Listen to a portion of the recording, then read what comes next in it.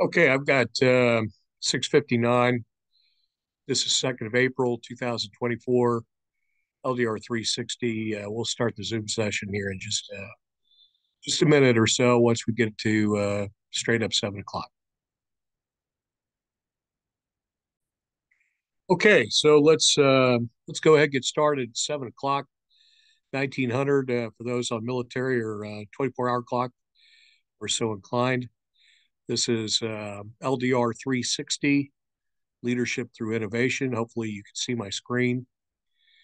Um, I am, hopefully you could see my screen. This is week 5. So this is a Zoom session. Hi, Stephanie. We'll get to your question here in just a second. Let me do a little bit of opening. We just started. So again, it's 7 o'clock on the 2nd of April, 2024. This is LDR 360. I'm Russ Jamison, the instructor. This is the week 5. Wow, week 5 on the downhill slide to the end. The week 5 of the spring second course. And we will go ahead and cover a couple things about this week, and then I'll talk about the paper a little bit, and then open up, obviously, for any questions and concerns. Again, hopefully everybody could, or hopefully, Stephanie, you could see my screen, and we'll go ahead and get started.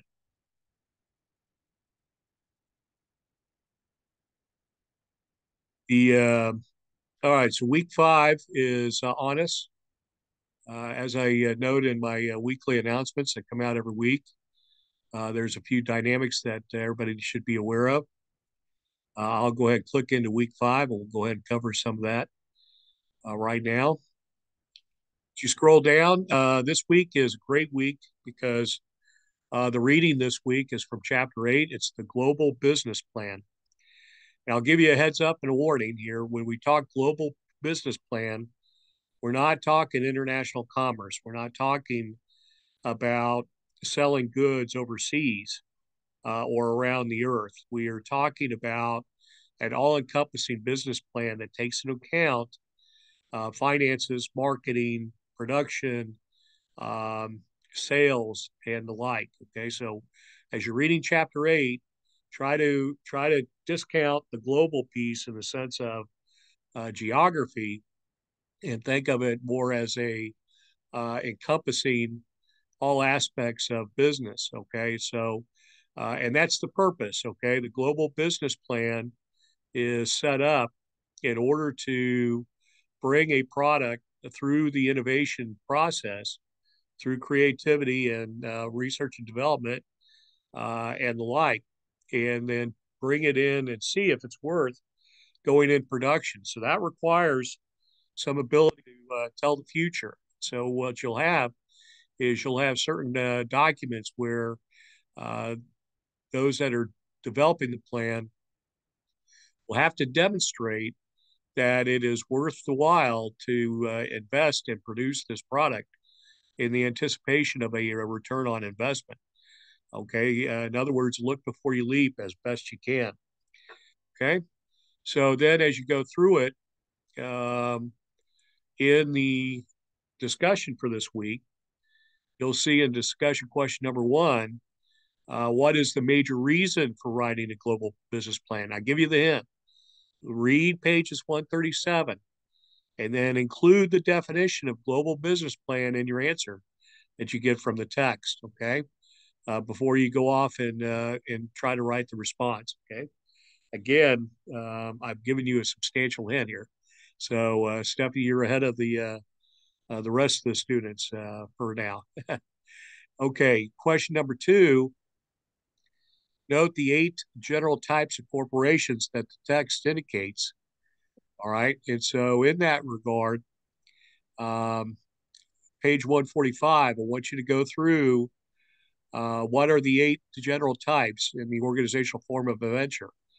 Okay. And then just do a simple internet search. Don't have to go in depth, but I want you to briefly define and describe each of the 8 types. Okay. That starts with proprietorship and ends with hybrid corporation.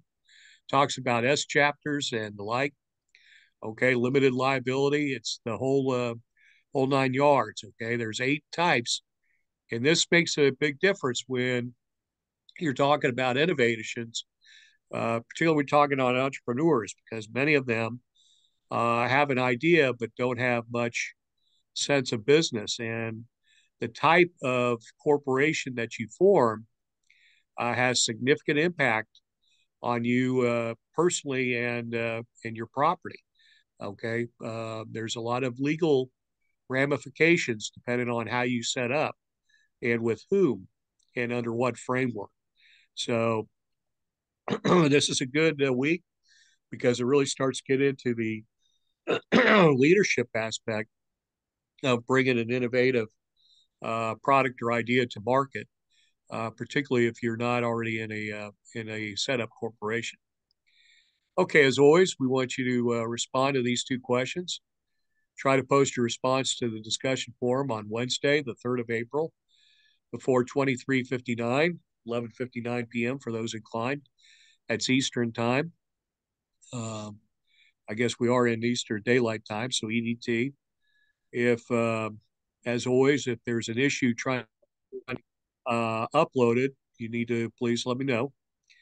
And then we need you to make sure you post on at least 2 individual learners. Some of you are just doing 1, and that's not quite the minimum. Many of you are doing over 2, which is tremendous. Please keep that going. We want to try to have those responses in by Friday, the 5th of April, 23:59. All right, Stephanie, did you have a question or concern? You look like you're about ready to jump up at me. No, no, no. Go ahead. Okay, I'm not trying to put you on the spot. Welcome to the session. All right. So again, that's the standard, and normally I'll review those on Thursday and provide feedback, and then I'll wait until Saturday to actually post your grade after I've read how everybody's responded. Speaking of Saturday, that's when you upload your weekly scenario. This week is Ryanair. Again, have that in by 23:59 on Saturday, the 6th of April, please. Taking that scenario, I want you to go ahead and, again, as always, briefly describe it, but don't spend too much time on that because I've read the case. I know what the scenario is about.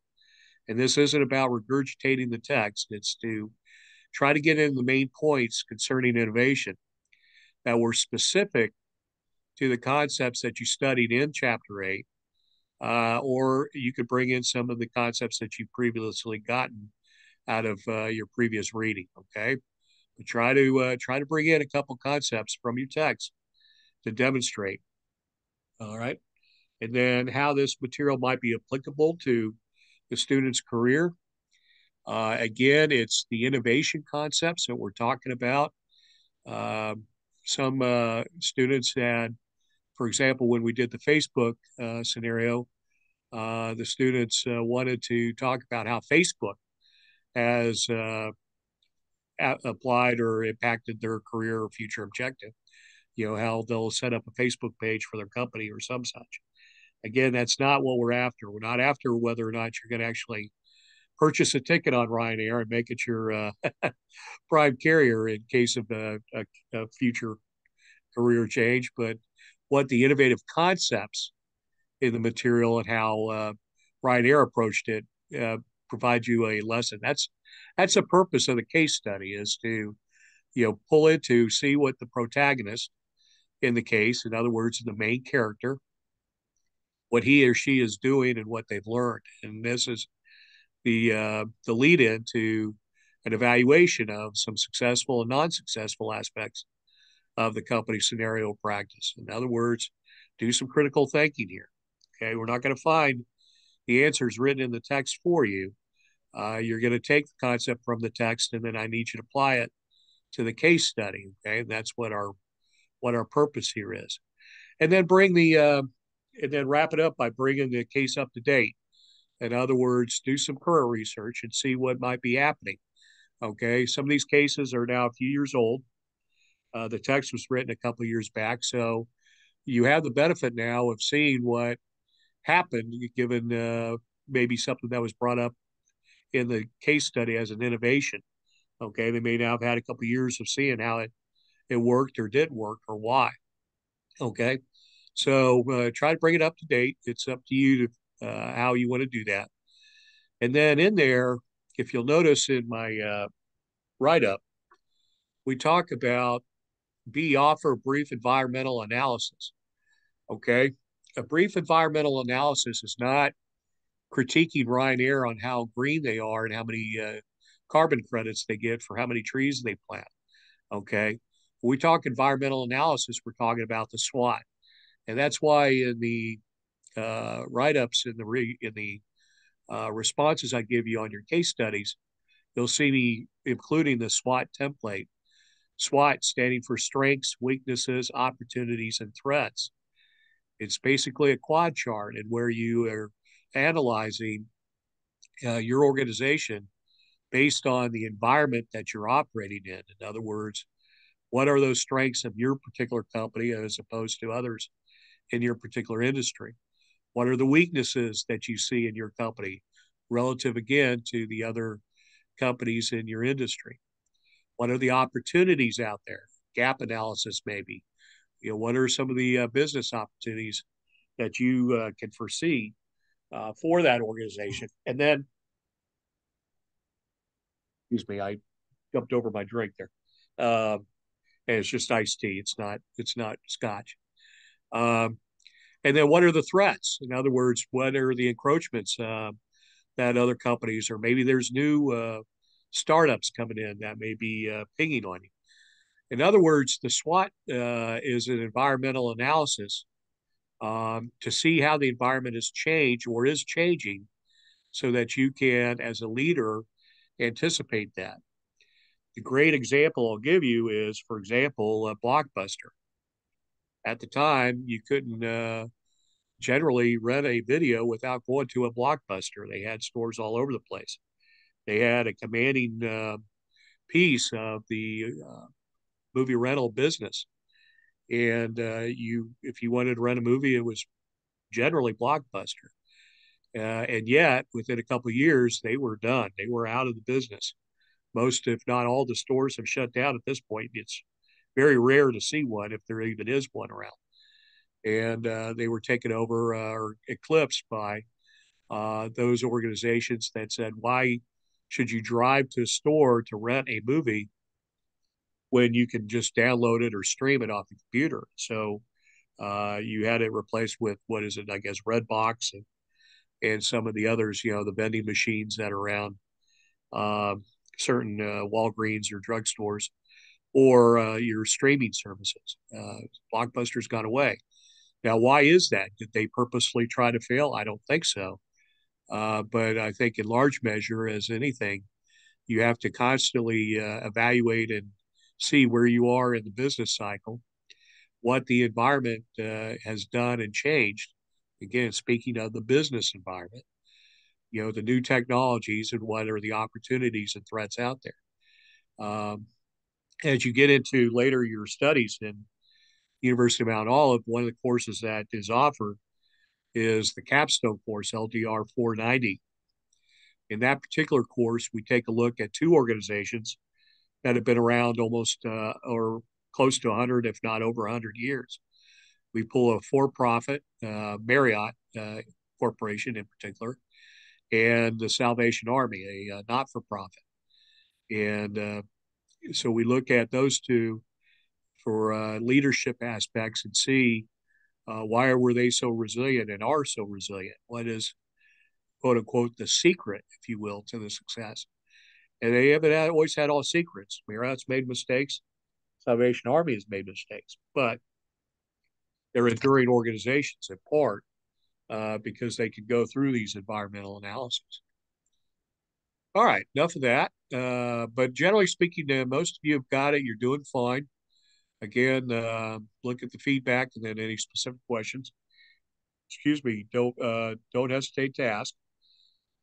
As always, every week I provide you even some PowerPoint slides These either come from the publisher or were slides that I used when teaching this as a seated class, not so much online. And they're there just for convenience and help out maybe a little bit more just in case. All right, leading into that, let me shoot over to your final paper for a minute, and uh, and then we'll see what Stephanie has to ask. So, week 7 is the Sunday before the final point 4 week, if you will. And so on the 21st of April, oh, I'm sorry, let me back up here. I apologize. You have 2 papers due, which are major pieces of your grade. So not this week, but next week, you have in week 6 your organization innovation paper. I've asked you all to send me in the organization you're going to write on. Many of you have, some of you have not. Okay, the purpose of my asking is to ensure that we don't pick an obscure organization which is going to be difficult for you to do an analysis on, or that I've got everybody writing about, for example, Amazon. Okay, in other words, want to kind of keep it special, but we also want to focus it.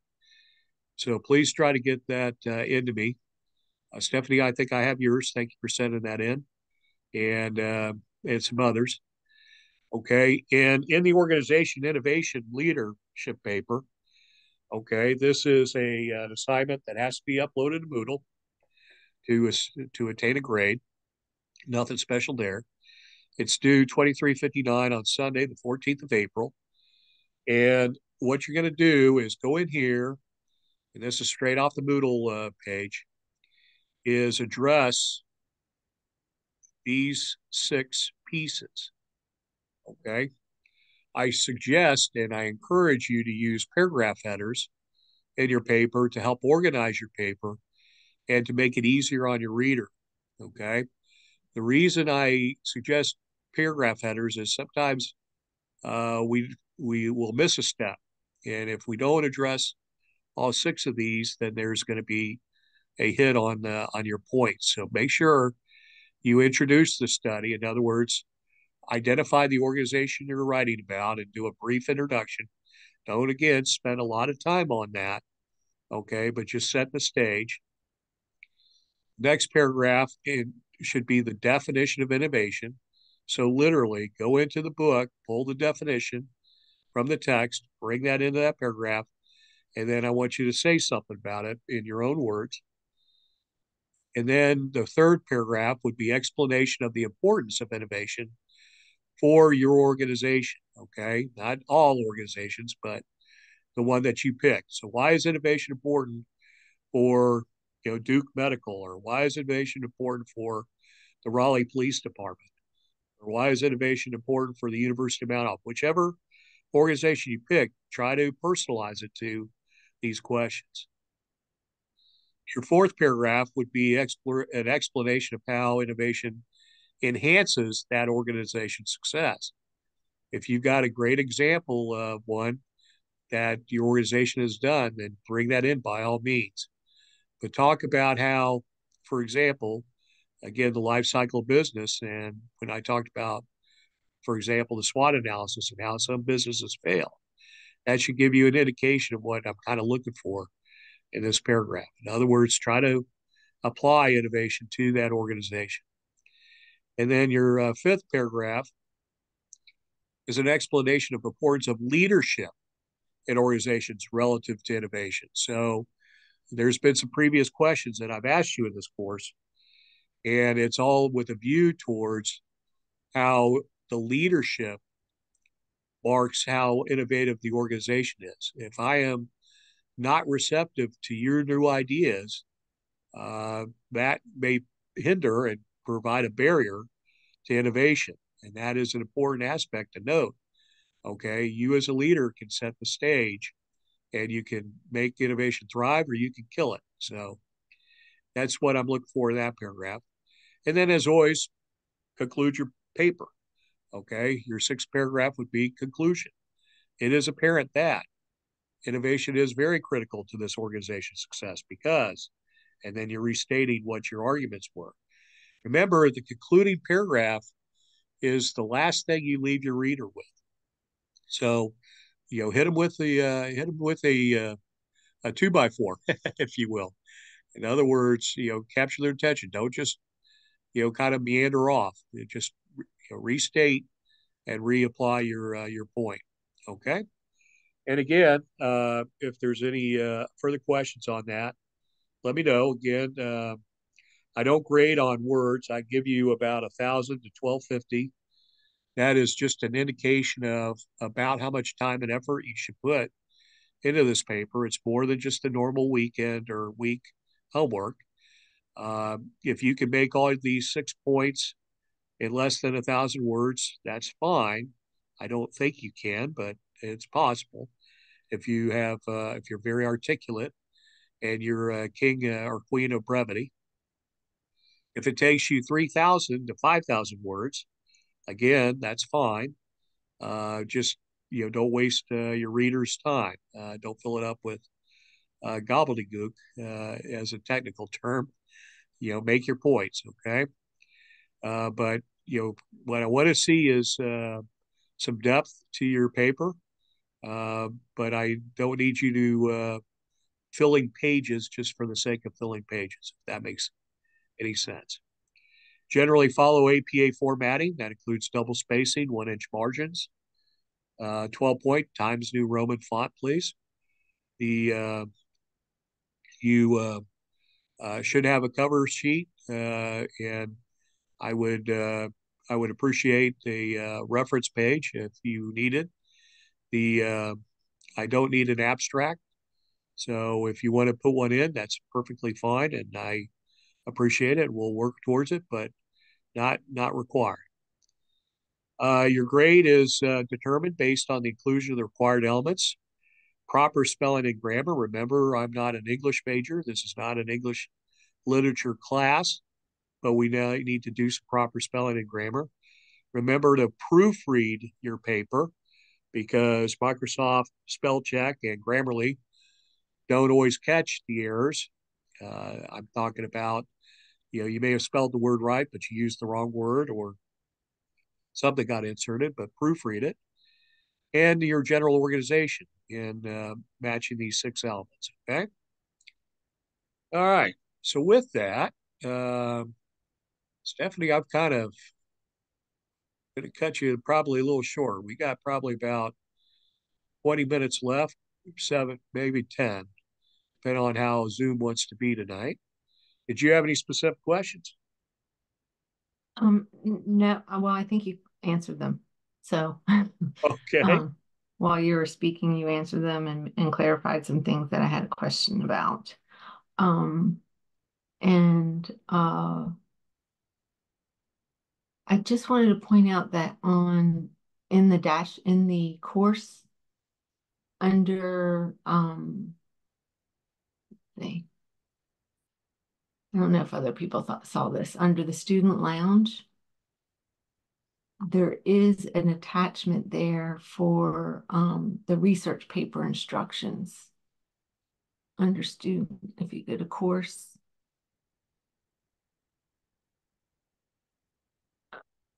go up again. Yeah, under student lounge. Yeah. Oh, yes. Okay. So these And are scroll provided, down. yeah, these are provided to you by the University of Mount Olive. These are not mine. Uh, and I'm not, disowning or doing away, but um, these instructions come from the dean. And so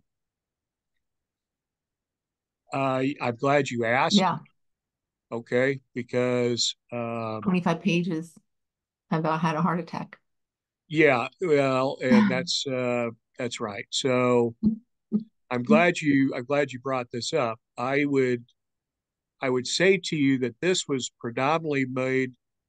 This is applies to LDR 490. To be quite frank with you, Okay, because that's what the M and SA readings are, Marriott and Salvation Army. And in that course, LDR 490 as a capstone course, your final paper is worth 50% of your grade. Okay. And what we've learned is in that course, waiting until the last week and the last minute to upload a paper, which is typically how these courses run, sometimes students don't quite understand the assignment. And now we're talking 50% of the grade just became a huge burden. Mm. So in that course, starting in week like 2 on the 7.4 week course schedule, um, it's kind of slightly less than that, I think, for the 6 week, which is what the summer sessions will be. Anyway, uh, the students are expected to write a chapter of that final paper. In other words, so we we don't grade the paper twice. What'll happen is in that course you submit the paper chapter. Let's say like week 2 is chapter 1, and I you get the benefit of the professor looking at it, and I could come back to clarify. Yes, you understand the assignment.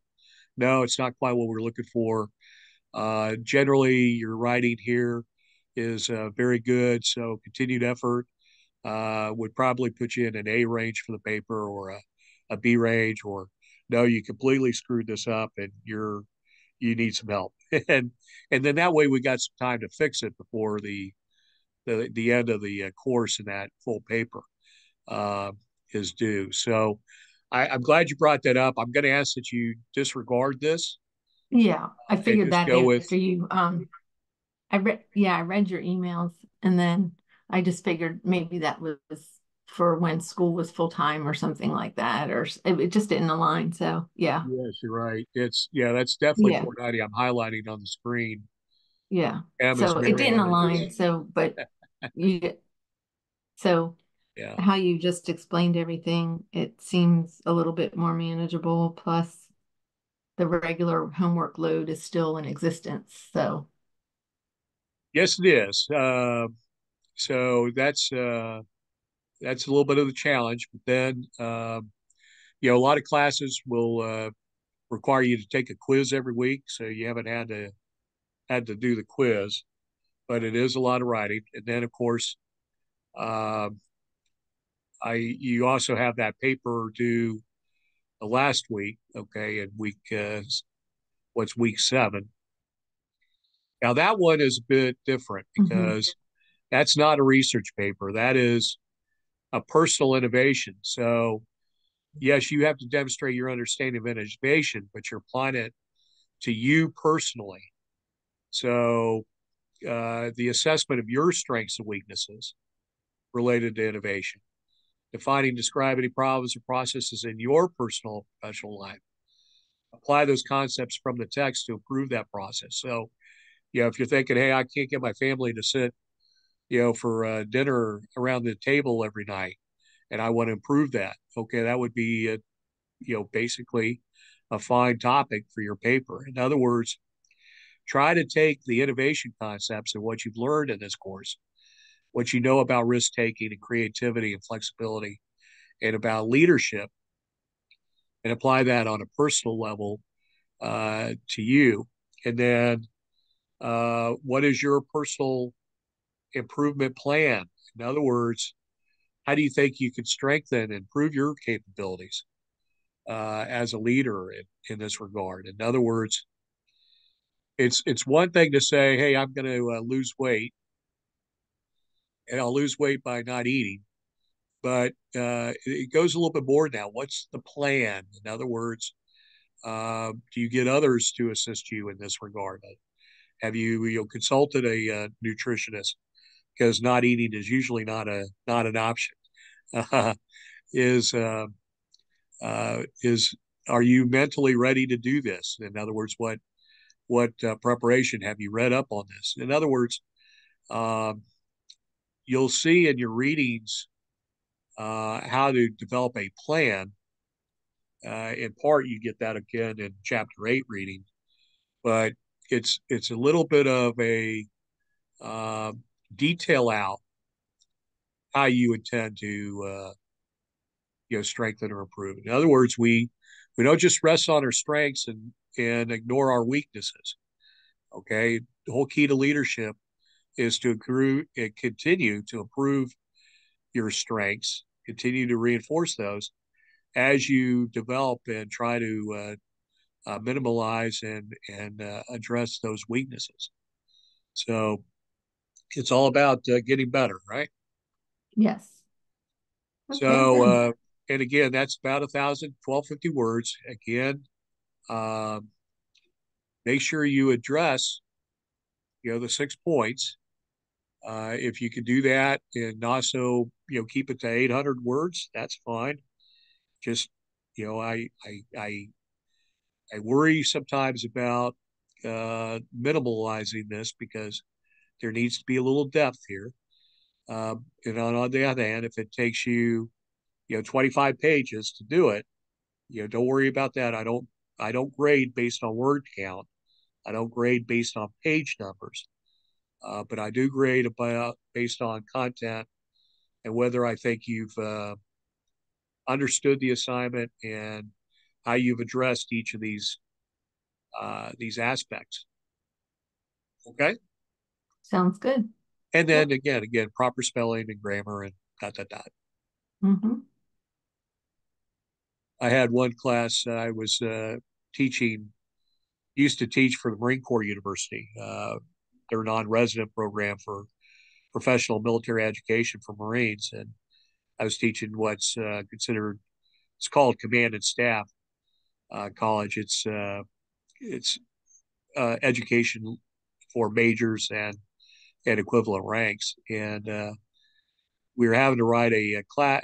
They had to write a paper about what we call anti-access area denial. It means theater of war, where you prevent the enemy from getting into the theater. And when you talk about area denial, you talk about things, for example, like mines and things. But it's known by its short term acronym. Of course, it's military. So anti access area denial is A2AD, is the acronym. Anti access, two A's, right? A squared, A2, AD, area denial. And this one student had a problem and didn't proofread his paper because for some reason his computer inserted R2D2 in instead of A2AD. And that was kind of funny. I see you smiling. That was funny the first time I read it. By about the 20th time in the paper, it started to cost him. So please, please, please proofread your paper. Mm-hmm. Well, normally Zoom will cut off on us at about the 40-minute mark. So I'm going to let this run for a couple more minutes. If you got something else on your mind or something else you want to talk about. No, I think I'm good. I just wanted you answered my questions and I'm good. I think I'm all caught up. So everything's going well. Yes, they are. You certainly are, and you're doing a marvelous job. Keep after it. I know it's not easy. If it was easy, anybody could do it. Okay, and believe me, I sat in your chair a few times. It's not easy with full time family, full time job, full course load, and everything going on. It can be something, but remember you've embarked on a significant improvement in your personal and professional life. So this might be part of your plan was you were Yeah. strengthening your capabilities as a leader by obtaining a college degree. So uh, more power to you, and I certainly respect it. That said, my job is to help get you through it. That's what I'm here for. But you've got to do the work. I can't do it for you. So That's it's right. that. And I remember kidding around years ago saying I had a student that was griping about the amount of reading they had to do. We used to teach this class in 5 week sessions. It was the same amount of reading, same amount of papers, same amount of writing assignments, but you only had 5 weeks to get through. So it was a challenge, and And I finally told the student, I said, hey, it's only a lot of reading if you do it. So it was pretty clear some wouldn't even crack open the text. And that's one of the reasons why we want you to insert, you know, at least the definition of, that relates to the question in your response. Because again, the whole course is for you to demonstrate mastery of the topic. And the only way we could really gauge that in large measure is by grading your work on the topic, which of course means did you read and understand the concepts from the text? And if you don't bring any of that in, then it becomes a little bit of more speculative on your on the grading piece. So try to find that balance. The other piece is these aren't scavenger hunt questions. In other words, we don't ask questions where you go, oh, it's on page 135, and then just regurgitate the text. I mean, we could do that in elementary school. We don't need to do that in an undergraduate program. So there's some thought behind it. So it's finding that balance of, bring in definition from the text and then expand on that by what you have to say. And that's one of the big things I'm looking for is what's Stephanie's take on this? Give me the so what.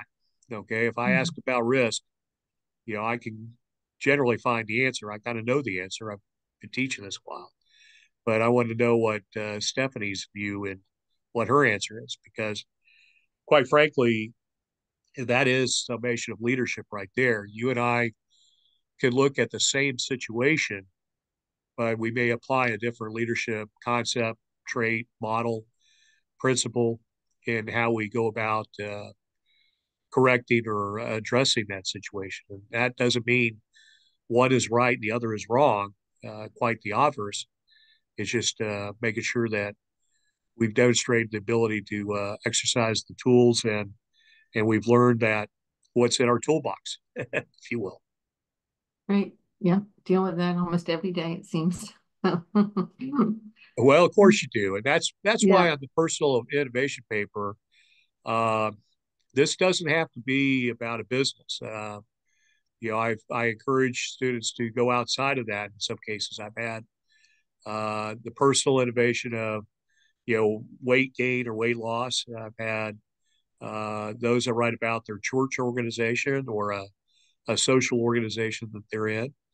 One, I think we even talked about their innovation improving their neighborhood, getting people together for block parties and such. So, it's really more of a open-ended paper that's designed to have fun in large measure, and hopefully these projects would be and are useful. We don't necessarily want you writing these papers and then just throw them in the can. It's hopefully you get something out of it as well. Yeah. Well, I appreciate it. Well, thank you for joining me, All right. Thank you. and good luck. Keep it up. And yes, if you need any additional responses, it doesn't have to be on the Zoom session. We can certainly email or I'll ask you email. Otherwise, if it's an emergency, text is sufficient, and that can even come in at 3 in the morning. But I might be a little cranky at 3 in the morning, so just be aware. All right. Well, you take care. I appreciate it. Okay. Thank you. Have a great night. Bye All now. right. Bye-bye.